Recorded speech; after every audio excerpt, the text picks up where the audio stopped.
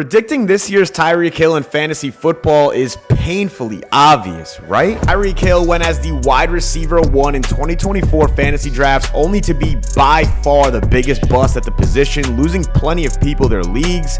This year, there's a guy going nearly as high that could also be a disappointment. Similar to Hill, this wide receiver plays in an offense very reliant on timing and schematics, and after an offseason where they lost a few valuable pieces, the structure of this offense could be thrown off in a big way. Also similar to Hill, this player plays with a quarterback that is very dependent on these factors falling into place. When the situation around this quarterback doesn't go his way, we've seen him play some really bad football. While it's hard to write off a receiver like this due to his very impressive fantasy resume, it feels like the unit around him is in a spot to let him down, which is exactly what we saw with Hill a year ago. The interesting part to me is even with all the changes in Detroit, specifically Ben Johnson leaving and Frank Ragnow retiring, Amon-Ra St. Brown is going higher in fantasy drafts than he ever has in his career. I'm sorry, but I can't get behind that in a season where this Detroit offense has a ton of questions to answer.